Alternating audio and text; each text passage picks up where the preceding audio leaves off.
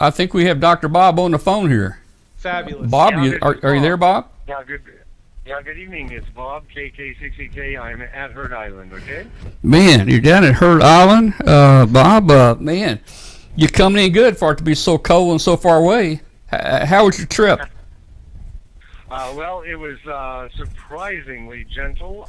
We had no reason to expect such calm seas most of the way, and so it was a long trip. It was 12 days. We were certainly ready to come. We arrived yesterday about 4:30, came into Atlas Cove, did a couple of turns around the bay to find the best anchorage. Then the vessel came to anchor, and then the crew took a small boat on a reconnaissance of the shoreline where we would come in, and came back saying, "Okay, we'll take some of the team now." And so I and 3 others went on shore, and we were there about an hour, reconnoitering and comprehending the site, and talking about how and where we're going to set up our shelter. So right at this minute, the team is getting ready to. Most of the team is going to go ashore and start working on setting up the campsite. And I just took this minute because I knew you were expecting me to call. So here I am calling. The weather here yesterday was astonishingly good. As we were getting ready to go over to the shore, the sun broke out. We had sunshine here, absolutely unprecedented. We were able to see up the slopes of Big Ben now and then when the clouds would part. So we saw maybe 3/4 of Big Ben, not the peak, not Mawson Peak. But it was just an absolutely breathtaking, spectacular arrival, far more visually exciting and interesting and rewarding than we had any right to expect based on historical precedents. Well, Bob, I know that... How are you seeing me there, Tom? Yeah, let me tell you, the people in the chat room are talking about the audio is just superb. It really, really sounds good. That satellite phone is doing a great job. And let me just say this, Bob. I know you guys are busy. I know you're trying to unload the ship and go to shore right now. But if you can hang in here another 2 or 3 minutes or however long you want, it's your satellite phone. But this is a... Let's just chat for a while. Okay. And if somebody comes and says, "Bob, you got to leave," then I'll leave. But 5 or maybe 10 minutes, depending how things are going. Okay. And if that's enough for us to chat a bit, that'd be great. Perfect. This is an Iridium satellite phone, by the way. I'm on the boat. I'm on the Braveheart, and this is an Iridium phone, okay? Yeah, and I was explaining to people earlier the reason we're not doing video is the other satellite phone has to be very stationary. And I think right now the ship is kind of bobbing up and down, and we wouldn't do too good on the video on the satellite phone, so we're on voice tonight. But hopefully next week we'll try some video. Well, I think it might work, and you're right. The boat here, the Braveheart, is rocking back and forth. Fairly mild wind, not much to write home about on the wind, but it would be impossible with an Inmarsat sat phone because that has to be pointed at the satellite. Well, you've got some viewers on here from Australia saying good day to you already. Now they're down there close to you, I believe. Hey, Bob, tell me how long. It's about when you left Cape. Was it Cape Town? I think it's about a 3,000-mile trip, and that boat does what, 10, 12 miles an hour? How long were you out in the water? Yeah, it took us 12 days to get here, which was 2 days longer than we really had anticipated. Part of it was because they opted to take a southerly route out of Cape Town and then get into the circumpolar winds and currents, which gave us some additional speed, but it might have cost us a day or so. Also, we did get into relatively bumpy seas for a day, and that slowed us down as well. But we did 10 knots most of the way. Let me right now, Bob. But right now, I've got a picture of the Braveheart up. I want people to see what you guys went down. That's not a really large ship, is it? Well, I guess when you're painting the boat, scrubbing and painting, it's a really big ship. Yeah. But when you're in the great ocean, it's, oh my goodness, my boat is so small. Wow. that sort of thing. And it's been quite comfortable. And here's a picture that someone took through the porthole that shows some of the rough sea. And I can just imagine 10 days riding that little ship out there, and that was not fun. Did you guys have to tie yourself down any? No, it wasn't nearly that. Yeah, that's a picture I took, and it kind of exaggerates the apparent violence. It wasn't nearly that.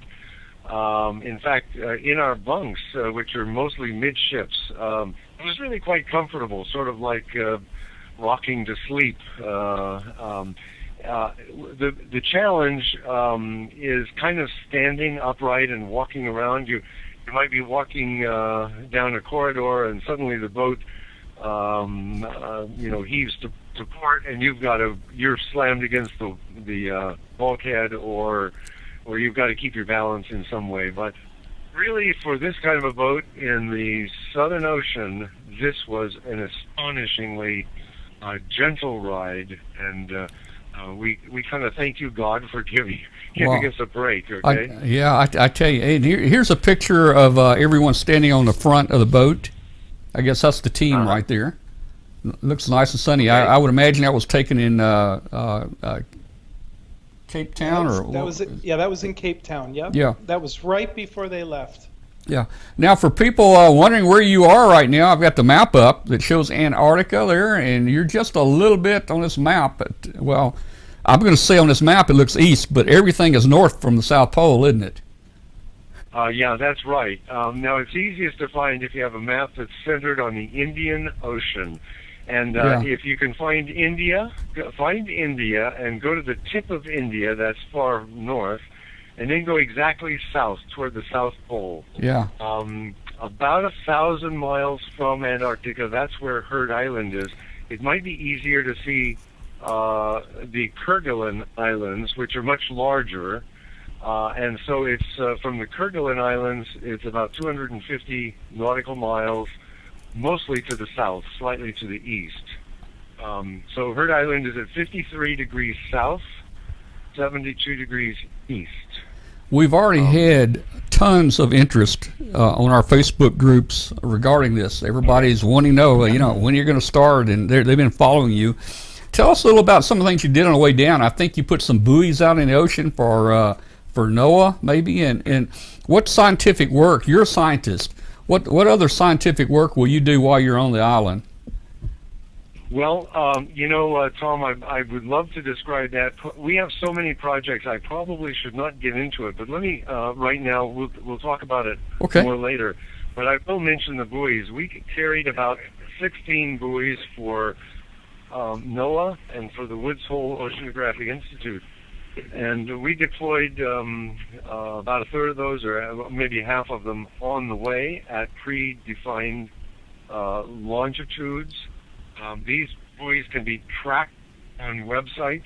For instance, one of the type of buoys is called Argos, A-R-G-O-S. You can track it. There's a world map showing that there are actually literally hundreds of these buoys and other kinds of buoys or drifters all around the oceans of the world. So as we throw the buoy into the ocean at a predetermined location, it automatically turns on and calls through a satellite, calls to its to the listeners, the people, the people who put it together. It checks in, calls home, if you like, and one by one, each of those that we have thrown in has reported home. So we know that they're all working, they're all drifting, and reporting data back, including temperature and so on. So we're pleased and a little bit proud to be able to contribute to the program of World Oceanic Monitoring, and that's what these buoys are about. Okay. All right. So you guys just got up at 6 o'clock in the morning there, and you're starting to think about taking all this equipment over on the island, right? What's your plans this morning and time frames? Yeah. Actually, we got up at 5 o'clock this morning. Okay. Right now, locally, it's 6:14 a.m., and the crew is readying the small boat and the team is putting on their warm clothes. I've got mine on, ready to go. So as soon as the boat is available, they'll take us over to the Atlas Cove area, the campsite known as Anare, A-N-A-R-E. That was the camp put there in 1947 by the Australians, the research camp. It's all in ruins now, but our shelters will be very close to that. So on Hurt Island, if anybody's looking at a map of Hurt Island, it's the northwest side, northwest corner. It's called Atlas Cove. And on the map, you can see that the cove comes way down deep, sort of, and it's a nice, beautiful, protected harbor. And that's where we're sitting at the moment.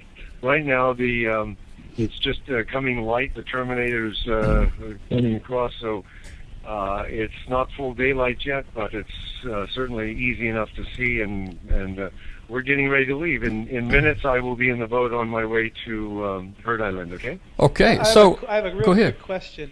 Just hey Bob, when the boat basically goes ashore, how is that? Is it pretty glassy, or how are the waves?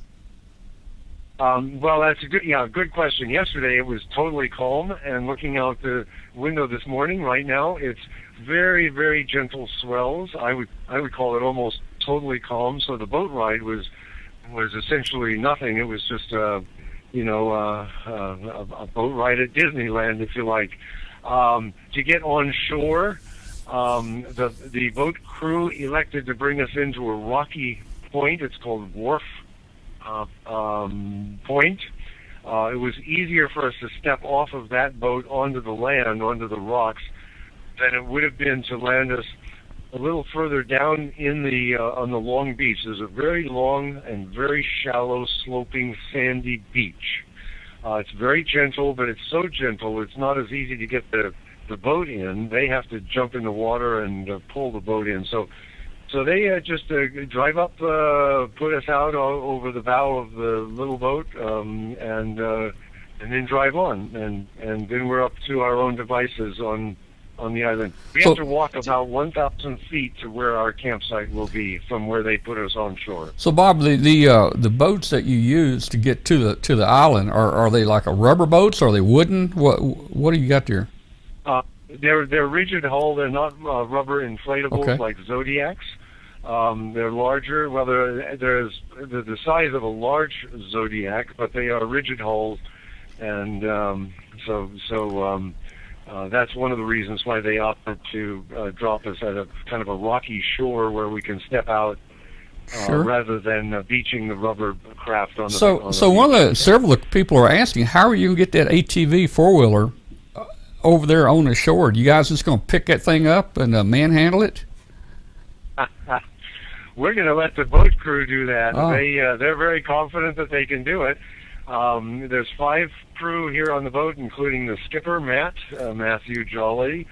Every one of the 5 is just an unbelievable, incredible, experienced, skillful, energetic man who knows what he's doing, and they seem to never sleep. So when I asked them that question, I said, how are you going to get the ATV on shore? They said, no problem.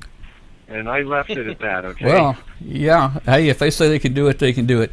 I was hearing today that there are already pirates out there that are masquerading themselves as the VK6EK DXpedtion.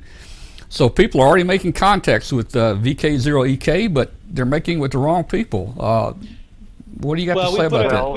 Well, I think everybody should know that we are just now landing, and so we're not operating VK0EK. We have been operating Maritime Mobile. We've logged 7,700 Tuesos within 101 DXCC entities. So we got DXCC Maritime Mobile on our way here. But of course, that's finished now. We're going to pack that radio, and it's going to be a day to 2 days before we will have radios up and operating on the island. I think anybody watching us knows that we're not transmitting yet. If you're working somebody called VK0EK, it's the wrong people, right? And of course, the best way to ensure that you're not working a pilot is to watch DXA on the website. It's the webpage called dxa3.org, dxa3.org. Watch that, and that will tell you if you have successfully worked us, which you cannot do yet. In a couple of days you can, or if you've not, then if you've worked somebody, it was probably a pilot. But everybody should watch dxa3.org.